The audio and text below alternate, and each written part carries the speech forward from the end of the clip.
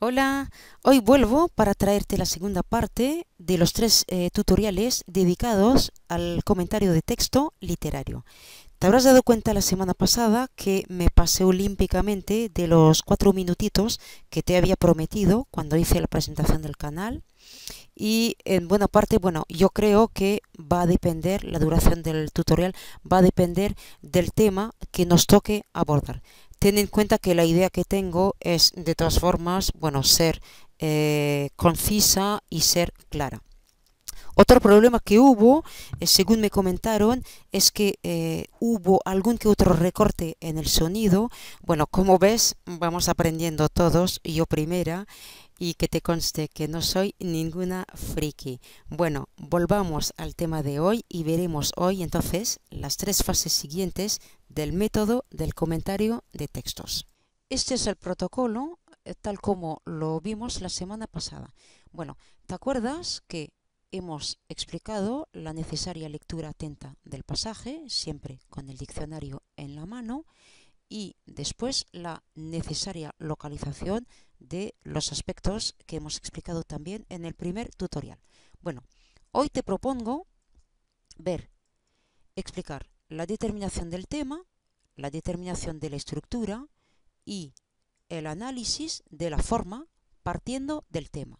Bueno, dejaremos la conclusión y unos ejercicios de repaso para el próximo tutorial. Bueno, veamos ahora en detalle estas tres fases del protocolo. Bueno, la determinación del tema. Bueno, ¿qué es el tema?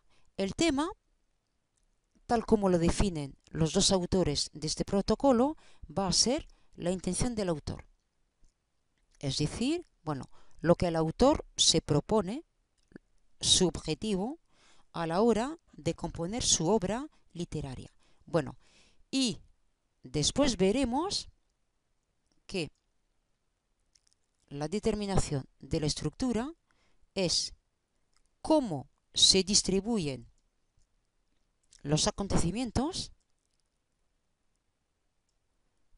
relativos a este tema dentro del texto. ¿Sí? Bueno, pongamos un ejemplo con un texto de Eduardo Mendoza. Bueno, mira, aquí lo tenemos. Bueno, este texto yo lo saqué de la novela titulada La verdad sobre el caso Savolta, novela publicada en España en 1975. Mira, primero, después de una lectura atenta, siempre con el diccionario, porque bueno, hay algunas palabras que a lo mejor no entiendes, bueno, vas a poder determinar después de una lectura atenta cuál es el tema y te darás cuenta de que el tema es la caracterización de un personaje llamado Cortabañes. Bien, después de esta lectura atenta, vas a poder determinar la estructuración del texto. Bueno, aquí en esta primera parte vamos a tener el retrato físico y moral de Cortabañes, de la línea 1 a la línea 12. Después tendremos la descripción del despacho de Cortabañes, de la línea 13 hasta la línea 37.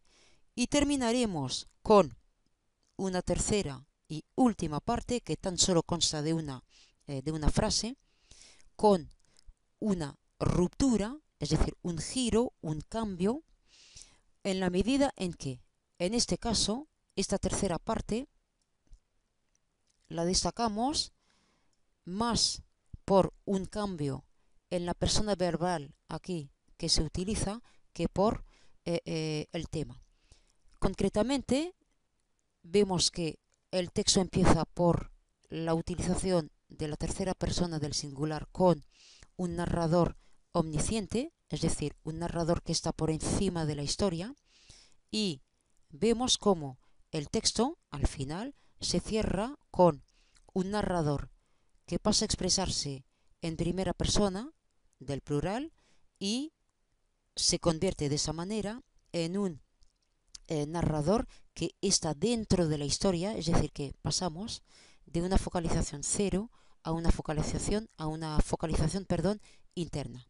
¿Sí? Bueno, ahora volvamos al protocolo. Bueno, ¿te acuerdas que el protocolo, bueno, nos pide ahora pasar al análisis de la forma partiendo del tema? Bueno, es decir, que ahora te va a tocar analizar de qué manera se expresa el tema de la caracterización de Cortabañez en este texto.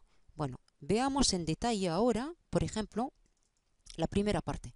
¿Te acuerdas, que esta primera parte es una parte dedicada al retrato físico y moral de Cortabañez? Bueno, ten en cuenta que se supone que después, bueno, te vas a tomar todo el tiempo necesario para leer ese texto. Bueno, entonces, ahora, a esas alturas de tu comentario, y evidentemente el comentario, y lo dicen los propios autores Evarristo Correa Calderón y Fernando Lázaro Carreter, esta parte del trabajo es la parte más delicada, pero también la más interesante. Bueno, has determinado el tema, has determinado la estructura del texto, ahora tienes que pasar al análisis. Bueno, y verás cómo en esta primera parte el retrato de Cortabañez se organiza. Bueno, verás, por ejemplo, que el narrador utiliza el imperfecto. El imperfecto que, acorde con lo que dice de su personaje, remite a la lentitud de Cortabañez, ¿sí?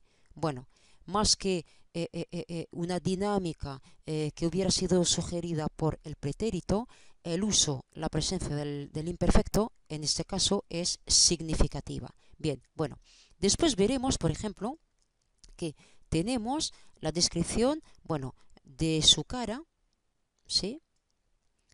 La nariz, las bolsas, el labio, bien. Y verás cómo aquí, por ejemplo, bueno, la adjetivación es abundante, amoratadas.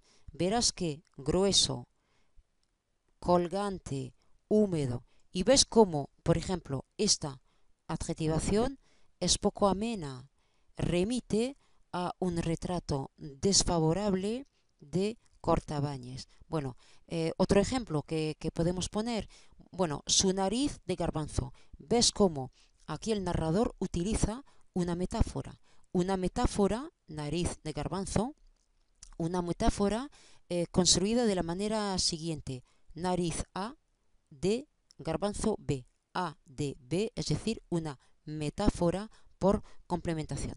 Mira, bueno, ves, por ejemplo, cómo aquí en la línea 10 y en la línea 11, bueno, su objetivo es ridiculizar a Cortabañez. Bueno, tenemos aquí un cambio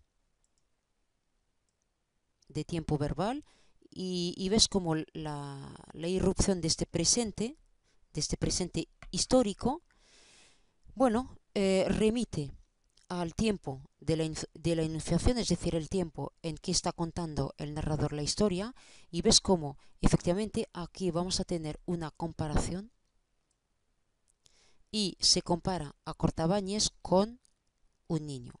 Bueno, con lo cual, si pasas a la segunda parte, verás que tienes la descripción del despacho de Cortabañez y con una lectura, bueno, otra vez atenta, te vas a dar cuenta de que la descripción del despacho de Cortabañez viene a confirmar ese retrato desfavorable que hace de él el narrador. Bueno, verás, por ejemplo, en estas líneas, bueno, tenemos una descripción narrativizada, una descripción que acompaña los movimientos del narrador, y veremos que el retrato moral de Cortabañez a raíz de la descripción de su despacho queda evidente. Bien, bueno, y terminaremos viendo rápidamente la tercera parte. Esta tercera parte es interesante porque tenemos un cambio en la focalización, es decir, que el punto de vista está cambiando. De un narrador omnisciente que estaba por encima de la historia, pasamos ahora a un narrador que es un narrador que se incluye en la historia. Y mira qué interesante, porque retrospectivamente nos damos cuenta de que en realidad el narrador hizo un retrato muy subjetivo de Cortabañez porque lo conoce perfectamente. Es decir, que él es en realidad, bueno, un compañero de trabajo, yo creo que, mejor dicho, un empleado de Cortabañez. Bueno, entonces, ¿ves cómo? Aquí hemos, entonces, determinado el tema, hemos determinado la estructura y hemos visto cómo había que llevar a cabo el análisis del texto siempre a partir del contenido de este texto. Es decir, el análisis de la forma partiendo del tema es el análisis de lo que dice el texto para expresar lo que es el tema. Bueno, por hoy me despido. Muchísimas gracias por tu atención, muchísimas gracias por tu visita y nos vemos dentro de poco.